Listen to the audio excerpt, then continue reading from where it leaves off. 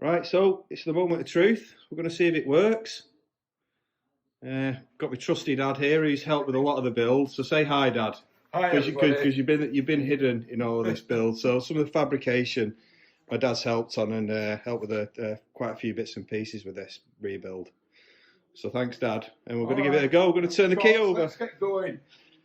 Okay. Do you want to just split the throttle, Dad, and see if it needs any of that? Go on. I need to put my foot on the brake. I can't hold the camera. What's your foot on the brake for? To start it. Alright. Come on, you do a countdown. No, I can't. Hang on a minute. Do you want to hold the camera a second, Dad? Yeah, we count down. 3, 2, 1.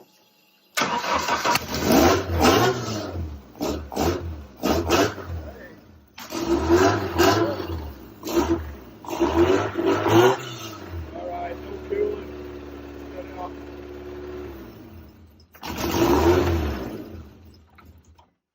Well, I'd say that. Success! Yeah, it's so weird.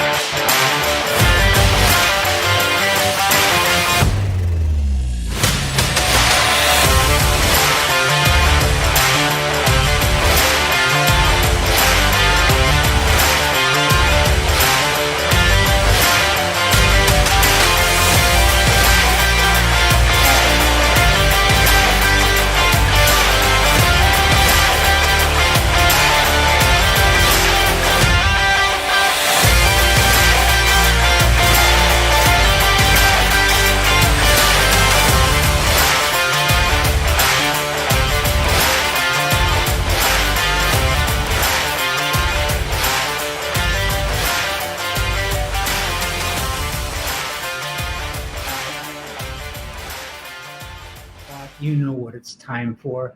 It's that time. Yes, it's time. It is time for another virtual and socially distanced sevens. Today, we've got a story. It's story time.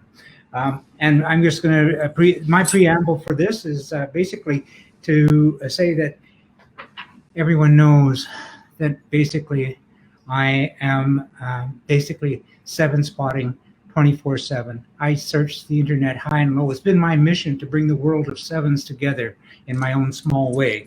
And I happened to find on Facebook a page that just caught my attention for one reason. The name of the Facebook holder was Paul James Aspden. I thought, wow, that's an interesting name, an unusual name. And for some reason, it stuck with me. So I thought I'd friend him. And he friended back. And of course, I invited him to Seven Spot. He joined. And the rest is history, I guess, from the Seven Spot perspective. But interestingly enough, I did a video, I guess about a week ago, about Tommy. And it was the virtually and socially distanced sevens with Gary Taylor. Now, after that, almost immediately, Paul sent me a text saying, you know, he'd be up for doing one because that story really touched him. So I'm going to get myself out of the picture, and I'm going to do the same right now. But I'm going to introduce you to Paul. And here we go. Paul, how are you? Hi, Jim. Hi, everyone.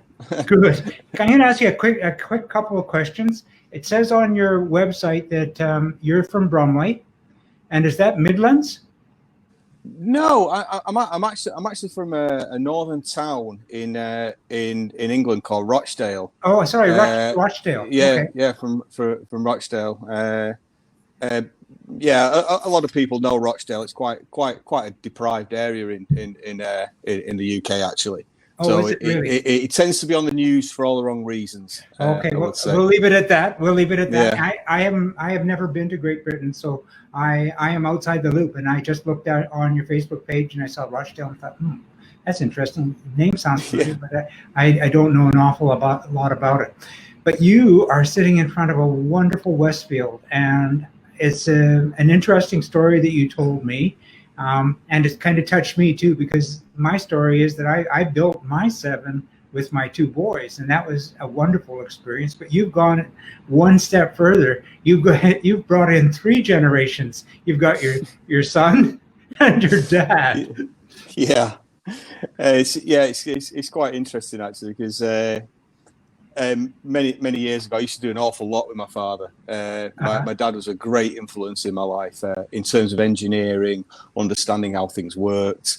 To the point where, you know, I used to race little radio controlled cars competitively, and he would spend many Sunday afternoons preparing the car for me to go and race. And so an awful lot of, shall I say, I suppose the skills to do things I picked up from my dad, and you know, I'm very grateful for that. And I think part of the journey with the car was to actually pass some of those skills on to my children, which is far more challenging these days when they're so distracted by the digital world.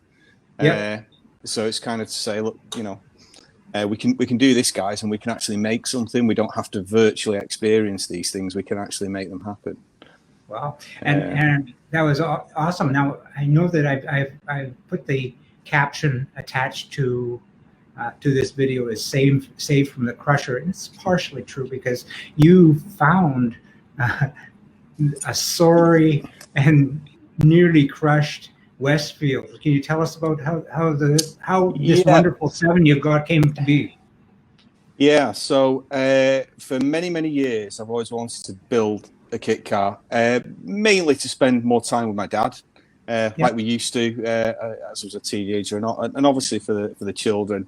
And I used to mess around, prepare and repair original Audi Quattros before my children arrived, and they hear stories about what Daddy used to do with cars, and they've not actually seen that happen. So I just had a kind of search in eBay for damaged, repairable kit car, those kind of search terms that we all kind of like generically have in eBay. And then earlier this year, a very sorry-looking Westfield showed up that was packed away in an industrial container, not so far from me, so it was accessible to go on view.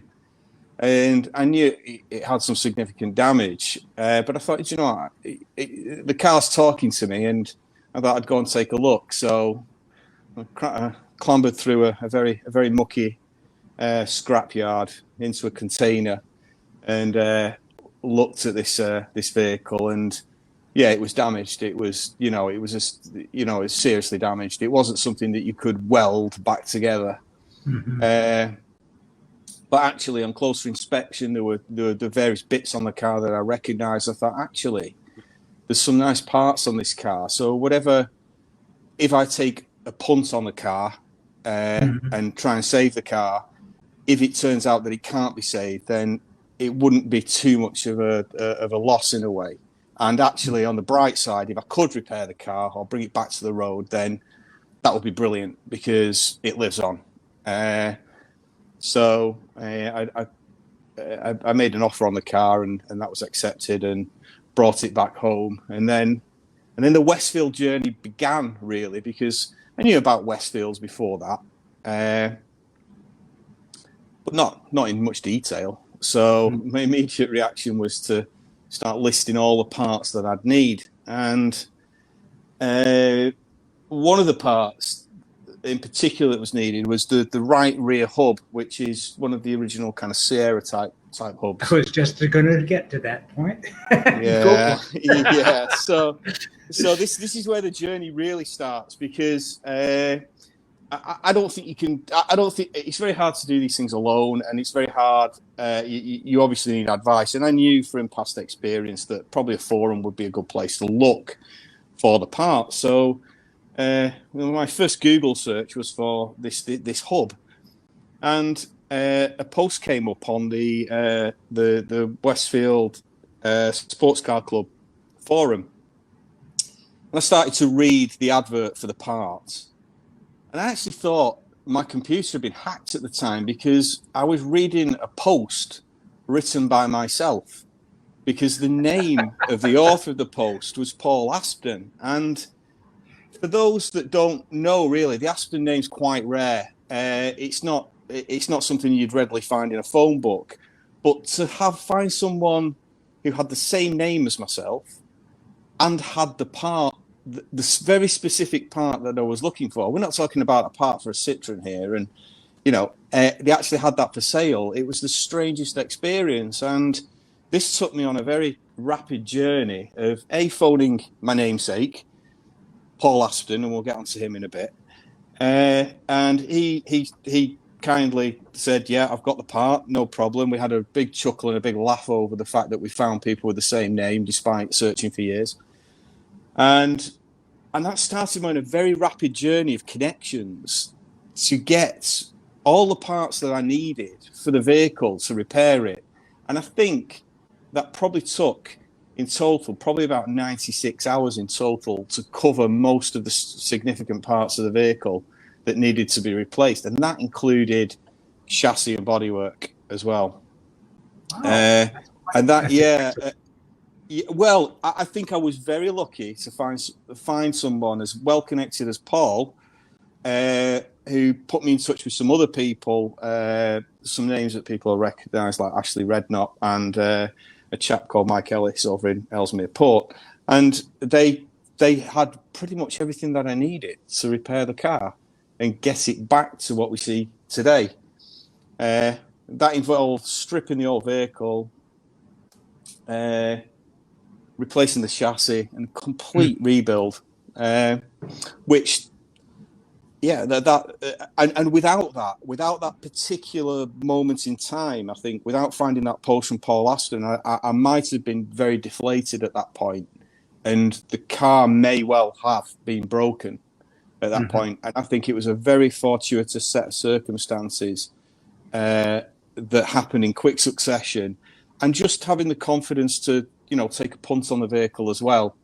And, as soon as the vehicle arrived back here, it was in a sorry state, but the children were straight in it, sat in the driver's and passenger seat. And it was just, it sounds very, very kind of sickly sweet in a way, but the kids were sat in the car, just like the scene in Chissy Titty Bang Bang, where the children are sat in the car in the scrapyard. And that moment, I thought, you know what, Paul, we're doing this, and we're going to do it well. And that took me on quite a journey over the last couple of months, obviously with the COVID challenges as well. And then the other person to mention is obviously my dad right at the beginning. It really allowed me to spend that time kind of building bonds that have been lost with my dad over the years. I've been off building businesses and things like that, and that's something that really is not to be discussed. But I suppose I'd not given my father the attention that I should have done. And it was great to get back to just having that time in the workshop, holding spanners, making cups of tea, sharing thoughts, thinking about ideas, allowing his grandchildren, my children, to explore the tools and, what parts of mechanical parts of things do and how they work. And, it's amazing to see that they've taken the experience of building the car, and then they go home and they try and replicate that experience with Lego or Lego Technic and things like that now, which is something that I think was being lost with the children. So it's been a real kind of emotional journey in a way. It's a lot of people have seen all the pictures online and stuff, and it's all like, it's really cool. But the big thing for me was the emotional journey of rediscovering time with my dad, rediscovering time with my kids, and then being excited about real things, not just virtual things. Yes. Yeah. So. Yeah. Well, it's truly it's beautiful.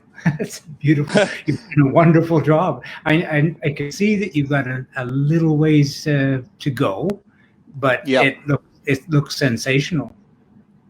Well, yeah, it's the bodywork. I really didn't get. I didn't get to choose the color because the color was the color that was available to me. Yeah. So, but actually, I quite like the color, even though it's quite flat, quite. No, I think it's got. It's actually very timely. I think it's a very trendy color. I know that MK just put an advert on 7 Spot with the same color with a yellow stripe down the middle. So I'd say you're in a good league. Yeah, I mean, also another thing that has been great for me is I used to be passionate about engineering, but my career took me into the digital world, and Yeah. I don't every day. I do lots of things, but I don't actually produce anything tangible. Nothing that Hmm. you can touch. It's all ethereal. It's all, you know, I build websites that sell things Yeah. online, and it's just stuff at the end of the day. I know, And but now you can get your hands in it. yeah, and you know, the idea is the car may get passed on to generations. It may go elsewhere in the future. I accept that. You know, circumstances change for people, but the fact is, I can always stand back and say I built that. Yeah. Or we built that. More importantly, Yeah. and Yeah. it's been so exciting to do it. Yeah, I know of which you Uh, speak. I feel the same way. Your story parallels mine, and the way I feel about mine is now that it's finished. That I don't think I'll ever sell it. It's just going to be passed on, however my kids deal with it, and that's for them to figure out. yeah, I must admit, I did have a plan to maybe sell this and do a GT40. That's what I'd love to do. But to be honest, the whole process of doing this with the children, learning the skills, it just Yeah, makes it so hard to ever let this go. it's it's Now it's it will amazing always how. be. I just say, going to jump in and just say, it's amazing what happens when you put a tool into your children's hands and they feel part of the process and they feel like they're vested in it and that's mine. It's great. Yeah, yeah, and you know, at some point in the future, I'm not going to be here. Let's be honest about it. So they can tell their children or their grandchildren. Hopefully, it lasts that long, and they can talk about it. That'd be amazing, wouldn't it? You know. And Uh, here's a little hint. My kid's been waiting 17 years to get their hands on theirs. So time flies. yeah. Thomas, my eldest, is he's 12. I keep thinking he's 13. He keeps reminding me he's only 12, but so he's not far off. You know, being able to drive, and to be honest, don't tell anyone. He drives my car in the workshop car park. So. Very good. Well, you have an absolutely wonderful 7. I love it. Are those LED Thank you. lights as well? Yes, they are. Now, I may have to change these for the IVA approval, but Oh, okay. that's the kind of final look that I wanted. And I actually went for 7-inch instead of the 5 3/4 Yeah, because no, I think it looks great. I think it gives it a bit more of a face. But there's also the one thing I should say as well is that whilst it's been a great journey for me and the family, there's been many other people involved in the inspiration, the drive to do this, and a lot of it has come from the Westfield Forum that I'm a member of. And there'll probably be people that I don't mention here, but obviously Paul Aston, Ashley Redknott, Mike Ellis, who helped me with the chassis and the bodywork, and then we've got Ian Kinder and Steve and Chris King, and there's so many other people on that forum that are so experienced with these vehicles, and they've been a great source of inspiration, help, and advice in building the car, and it's great to be able to now share back into that Yeah, forum as well, and hopefully other people will think, oh, do you know what, I've been thinking about doing something like this, but now, do you know what, I believe I can, and I'm going to do it. And I just love some other people to actually be able to do it as well. yeah, that's really critical. I mean, I know in my case that I felt like I was a bit of a piece of flotsam on the sea of the unknown in the midst of my build at times. And sometimes it's easy to lose perspective of the direction you're going and the will to get there. Because it just becomes like you're standing in front of a glacier and you're wondering, how high is that glacier? And so I'm just I'm proud of you. You've done a wonderful job. Good on you. Yeah, thank you. I think the thing I've only ever experienced like real warmth and help from the Seven community as well. I've been involved in other communities with other car types in the past, and that this has been a completely different experience. You know, I think we can all recognise certain kind of like car forums where there's an awful lot of, shall we say, bitchiness and that kind of stuff. But the Seven community have been absolutely wonderful, and just everybody's willing to give a bit of advice, bit of help. You might, you know, and different options or routes that you might want to take. So that's been fantastic to be a recipient of that. I quite agree. In my case, I did have a couple of mates who were building similar cars, and I did lean on them for some advice. And I also fell back quite. I relied on a lot of people in the low-cost builders of UK forum. I found that they were just wonderful source of information and inspiration for me and mine. Yeah, so I don't know really what else to say, but it's a story of saving the car, because many of the parts on this car are from the original one. Saving the car and saving that passed down knowledge between generations in my family. I think that's the thing. The car is the car at the end of the day, but the journey has been the wonderful bit. Yeah, I agree with you. Well, I'm going to bring myself back into the picture because I think we've explored the vehicle beautifully. And I love your story, and I love the fact that you brought 3 generations together. It's absolutely fabulous to go ahead and do that in the build. It's just so. I wanted to say congratulations. I also wanted to say thank you for volunteering to be a victim. Everybody does. The story about Tommy really resonated with me the other week, and when I actually saw what the videos were about, I thought this is a wonderful thing, because every car has a story that is so much bigger than the parts that you see, and I just thought that was brilliant, and I thought I'd like to share, you know, the journey I've gone on, because all people see are pictures and they probably see just a guy building a car. But really, there's so much more to it. I agree with you, and as I've always said, I take myself out of the picture to start with, and let the victims tell their story. But aside from that, I find that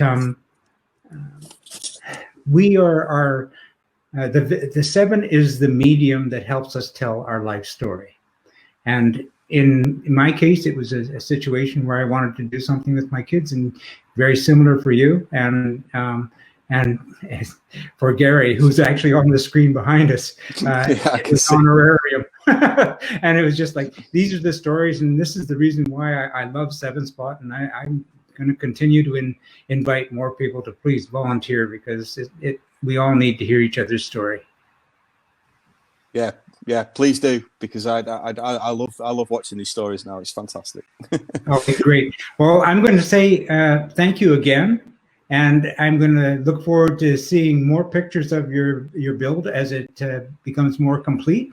And until that time, all I can say is, gosh, thank you again. Thank you so much. Yeah, no problem. Thank you very much. All right, Paul. Great to share.